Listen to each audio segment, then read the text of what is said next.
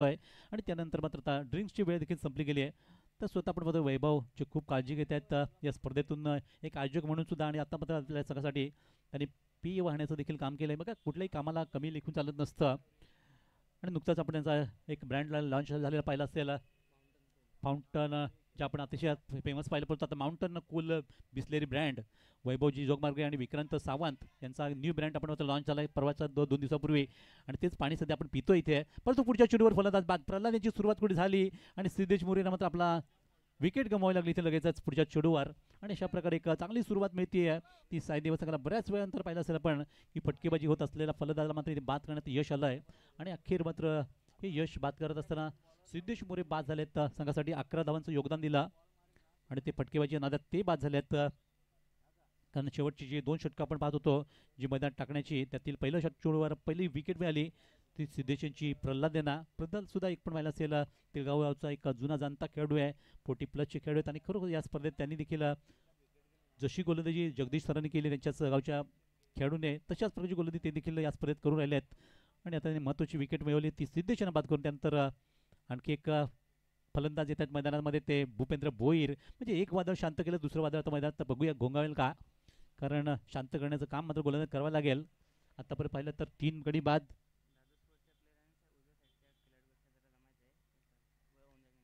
तर बघा इथे दादू स्पोर्ट्स संघासाठी एक सूचना आली आहे, त्यांचे जे सर्व खेळाडू आहेत त्यांनी पण उजव्या साईडला पण पाहतो जे टॉस बॉक्स आहे त्याच्या बाजूला जे खेळाडू कक्षामध्ये आपण सर्वांनी जमायचं आहे. थोड्या वेळाने त्यांची मॅच चालू होईल तेव्हा त्यांनी सगळ्यांनी जमून घ्या इथे एकत्र. नाश्ता त्यांच्यासाठी आणला गेला आहे. दादू स्पोर्ट्स संघाचे सर्व खेळाडू बघा लागोपाठ 2 गडी बाद केलेत आणि खरोखर चमत्कार इथे केला आहे तो गोलंदाज प्रल्हाद याने. आणि लगातार फटकेबाजी या नादात मध्ये इथे विकेट गेल्यात, गरज नव्हती अशा प्रकारची फटकी लागोपाठ मारणे, कारण आपल्याला पाहतो अजूनही 10 चेंडूचा खेळ बाकी आहे. आणि शेवटी चांगले जर खेळ फलंदाज तुम्ही बाद इथे झाले तर संघ पुन्हा एकदा कमबॅक मिळू शकतो. आणि हे कमबॅक नक्कीच केलं आहे ते साईदेवा संघाने, खरोखरच कौतुक करावं लागेल त्या अर्थातच प्रल्हाद यांचं, की अतिशय कुठल्याही प्रकारचं टेन्शन न घेता, कुठलाही दबाव न घेता आपल्या संघासाठी सुंदर गोली केली आणि महत्त्वाचे 2 बॅटरला बाद केलं आहे. आणि त्यामुळेच सामन्यातली मजा आता वाढवली गेली आहे. तर दिनेश जाधव सरांकडून इथे बक्षीस आहे, जर त्यांनी इथे हॅट्रिक पूर्ण केली बंधूंकडून, म्हणजे प्रल्हाद जाधव सरांनी जर इथे हॅट्रिक पूर्ण केली तर 500 रुपयाचं बक्षीस अध्यक्ष आपण शिवसंघर्ष प्रतिष्ठानचे दिनेश जाधव सरांकडून आपल्या बंधूसाठी, आपल्या भावासाठी त्यांनी हे बक्षीस लावलं आहे. बघूया अजून एक विकेट तुम्ही घ्या आणि 500 रुपये कमवा. आज चांगली संधी आहे तुम्हाला, नक्कीच तुमचा संघ देखील खूप चांगला खेळ करतोय.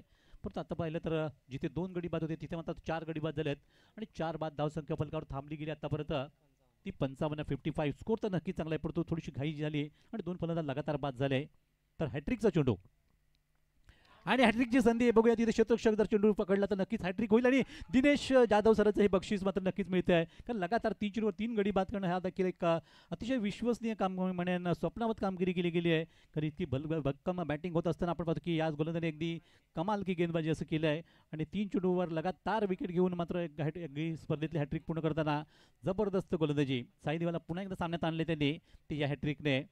जे चेहरे त्याचे थोडेसे मुसलेले होते, नाराजलेले होते, ते चेहरे मात्र खुलले गेलेत, कारण 3 विकेट एकाच षटकामध्ये लगातार बाद करून